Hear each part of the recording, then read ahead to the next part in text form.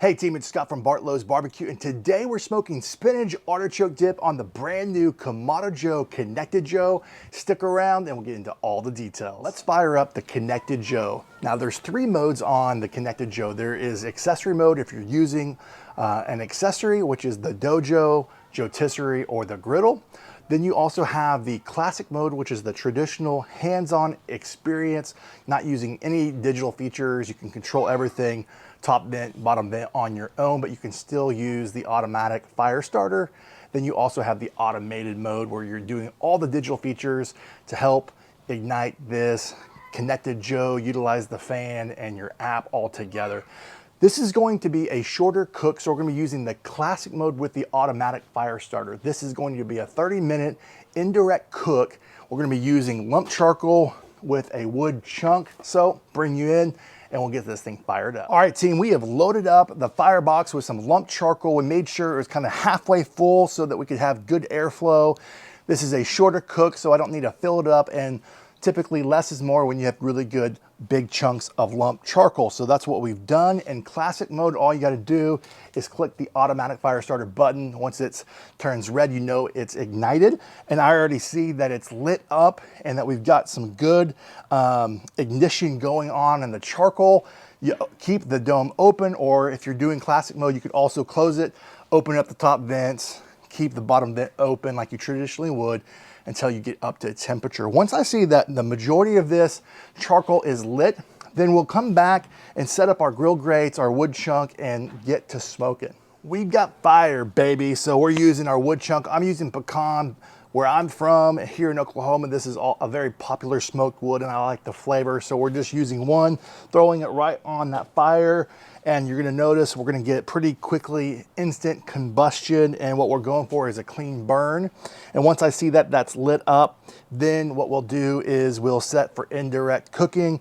I like to put on my cast iron, and then we'll put that on the grill grates and let everything come up to temperature together once we reach our desired temperature of 350 degrees. So I'm gonna bring you in so you can see how this is lighting. We are putting our heat deflectors on our grill grates together.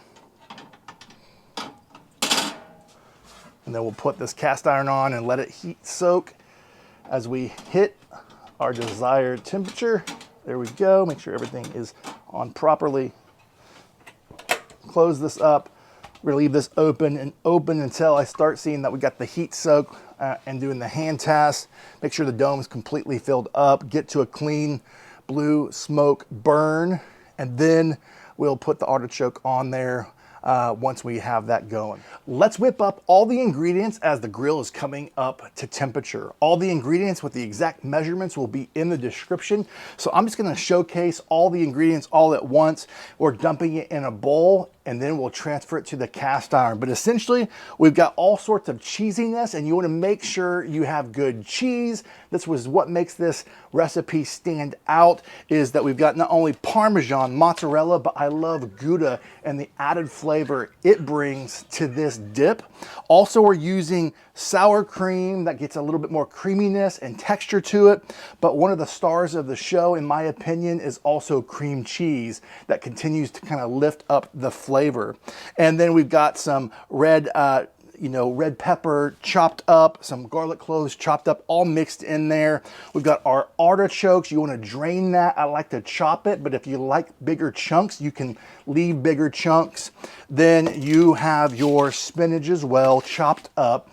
Anytime you can use fresh ingredients, that's always good. But if you have only frozen options, that works too.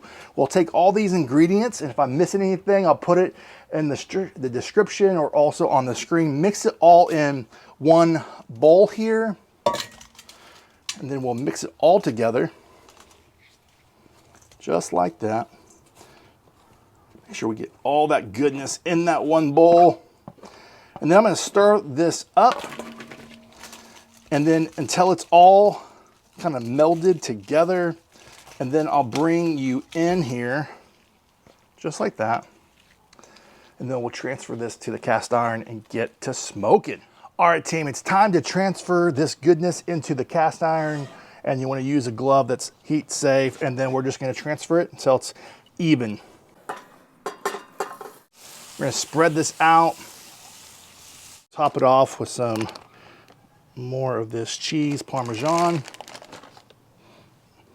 All right, that was probably a little over a tablespoon of Parmesan sprinkled on top. We are going to allow this to cook for 30 minutes, and every 10 minutes, we're gonna stir until we get a great golden brown crusted kind of on the outside and bubbling. Kind of know at that point we are done with the cook, and we'll do a final dip and taste test. All right, team, we have finished up this cook. I have transferred into my little soup cup. And you got pita bread. That's one of my favorite ways to eat this. And it's time to do a little taste test, my friends. Get a good scoop. It's hot. We've let it sit for just a few minutes, but it's still hot. Come on. Whew.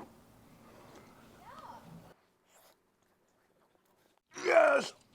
Wow, I'm getting all the flavors in that bite, from the red flakes, giving a nice punch to that cream cheese and all the other cheeses melded together. That was delicious, and I can't wait to continue to dip pita in there and get going and feed this to my family. I love using pita bread, but you could use chips, crackers, whatever your heart desires. This is a really fun recipe. So no matter if you're new to Kamado cooking or you've been doing it a long time, this is just a really straightforward recipe that's hard to mess up, but it tastes so good, and I encourage you to give it a shot and put in the comments. Let us know what you thought of this spinach artichoke dip, and if there's any other ingredients that you have experimented with. We love learning from each other as well, but this is a great starting place for you to consider for an easy, cheesy dip for that backyard barbecue or tailgate, or just an easy night wanting to use chips and cheese. It's so good.